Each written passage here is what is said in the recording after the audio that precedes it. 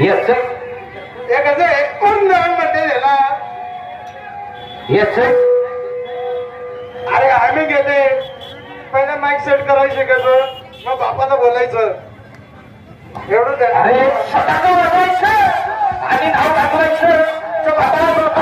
माझ्या अरे, अरे, अरे, अरे, अरे,